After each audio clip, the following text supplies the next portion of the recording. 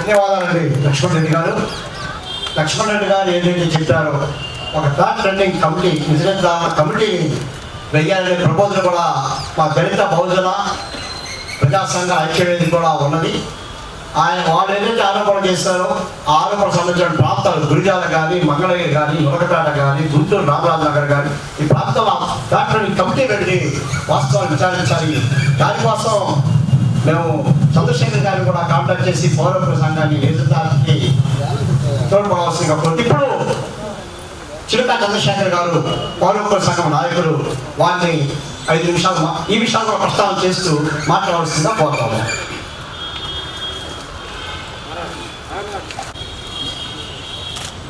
చూడండి. జోహార్ కామ్రేడ్ బ్రహ్మన్న. జోహార్ జోహార్. ప్రజాస్వామికవాదుల 50 ఏళ్ల పౌర హక్కుల ఉద్యమం గురించి హైదరాబాద్ 8వ తారీఖు వెళ్ళాను. 8వ తారీఖు విషయం తెలిసింది. చాలా బాధ అనిపించింది. ఏం జరిగింది? ఇట్లా ఒకరోజు గుంటూరులో ఒక సభలో కూర్చొని ఉంటే బ్రహ్మయ్య ముందు కూర్చొని ఉన్నాడు ఆడియన్స్లో. నేను డయాస్ మీద ఉంది, మీరు వచ్చి మాట్లాడండి అని చెప్పేసి ఒక 6 మాసాల క్రితం కోరాను. కోరితే ఆయన అన్నాడు, మేము కిందకు వచ్చిన తర్వాత కింద నుండి తిరస్కరించాడు వద్దులేనా అని.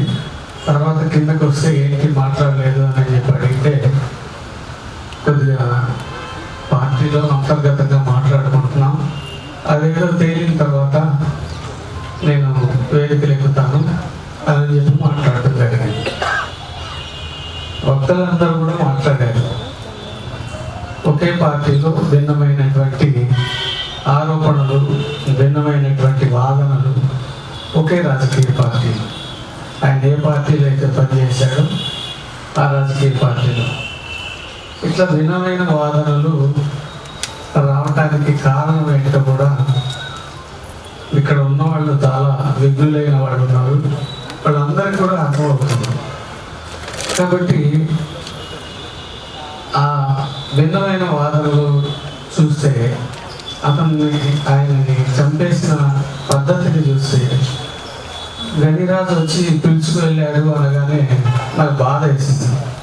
పీడిఎస్గా గనిరాజుని ఎప్పుడు కూడా మేము ఉపారద్దు వేదికల్లో అక్కడక్కడ పిలుస్తూ ఉండేవాడు. అరే ఇతను వచ్చి తీసుకెళ్ళాడు, ఏమి మనిషి చనిపోయాడే, ఎందుకు చంపేశాడు అని చెప్పి బాధ వేసింది. ప్రధానంగా ఇట్లాంటి వాదనలు ఎందుకు వస్తున్నాయి? ఇక్కడికి వచ్చి మాట్లాడటం కూడా నాకైతే ఇటువంటి సభలో ఇదే మొదటిసారి. ఎందుకంటే విప్లవ పార్టీలు అన్న తర్వాత వర్గ శత్రువు నిర్మూలన అని చెప్పేసి, లేకపోతే విప్లవోద్యమానికి ఎవరైనా ద్రోహం చేస్తే అటువంటి వాళ్ళని చంపుకోవటము, చంపటం ఇట్లాంటివి జరుగుతూ ఉంటాయి. కానీ ఆయన నాతో మాట్లాడినప్పటి నుంచి కూడా మాట్లాడుతున్నా ఉన్నాను. ప్రధానంగా నేనైతే ఆ పార్టీకి వాళ్ళ ప్రకటన చూసిన తర్వాత ఒక మాట చెప్పదలుచుకున్నాను, మీరు ఇంకా అబద్ధాలు ఆడొద్దు. ఎందుకంటే ఆయన మీరు చేసిన ఆరోపణలతో మేము ఆయన బహిష్కరించామని చెప్పేసి మాట్లాడుతున్నారు. ఇంకొక వైపు చర్చలకు అని చెప్పి పిలుస్తున్నారు. ఎంత సాధ్యం ఒకేసారి? కాబట్టి భిన్నమైన వాదనలు బహిష్కరించిన ఆయనతో చర్చలు జరపరు కదా. కాబట్టి వాళ్ళు ఎక్కడా కూడా ఏ వేదిక మీద కూడా వాటిని వెలిబుచ్చలేదు. వెలిబుచ్చకుండా ఈరోజు వెలిబుచ్చాము మేము అందుకని అని చెప్పేసి అంటా ఉన్నారు. ఇంతకుముందు అక్క చెప్పినట్టు సామ్రాజ్యం అక్క ఏం చెప్పింది, ఆయనను పట్టించాలి అని చెప్పే ఉద్దేశం అంటే ఆయన అరెస్ట్ అయినప్పుడు కానీ ఏమైనా జరిగినప్పుడు కానీ ఆయన మొన్న సమావేశానికి రాలేదు చంద్రబాబు ఆయన, కానీ ప్రతిసారి ఆయనతో మాట్లాడేటప్పుడు జిల్లా సమావేశానికి ఆయన వస్తున్నాడు. మరి ఎన్ని సమావేశాల్లో ఆయన ఇప్పుడు పట్టిలేదా?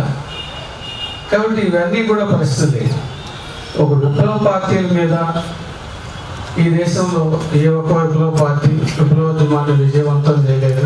ఏది ఒక్క దళిత ఉద్యమం విప్లవ ఉద్యమాన్ని విజయవంతం చేయలేదు. కానీ మనం అందరం కలిసినప్పుడే, మనం అందరం కలిసి మౌలిక మార్పుని కోసం పనిచేసినప్పుడే ఇట్లాంటివి సాధ్యం. ఒకవైపు ఫాసిస్ట్ విధానాలతో మోడీ మన మీద విసుగు పడతా ఉంటే మనలో మనం ఇటువంటి కార్యక్రమాలు చేసుకోవటం, ఇట్లా చంపేయడాలు చాలా దుర్మార్గమైనటువంటి చర్య. పౌర హక్కుల సంఘంగా దీన్ని తీవ్రంగా ఖండిస్తుంది. ఇకపోతే విచారణ అనేది పౌర హక్కుల సంఘం ఇప్పటి వరకు పాటిస్తున్నది ఏంటంటే, రెండు విప్లవ పార్టీలు కానీ వాళ్ళ మధ్య ఏదైనా సాయుధ చర్యలు కానీ జరిగినప్పుడు మనం ఒక ఫ్యాక్ట్ ఫైండింగ్ చేసి ఒకళ్ళు నేరస్తులు ఒకళ్ళు కాదు అని చెప్పేసి చెప్పినందువల్ల ఈ మౌలికమైన మార్పు కోసం ఎవరైతే పనిచేస్తున్నారో వాళ్ళని తక్కువగా చూసినట్టు ఉంటుంది. కాబట్టి ఆయా పార్టీలే తమ తప్పుల్ని తెలుసుకునేటట్టుగా ఉంటే బాగుంటుంది అని చెప్పేసి ఇప్పుడు ఫ్యాక్ట్ ఫైండింగ్ చేయలేదు.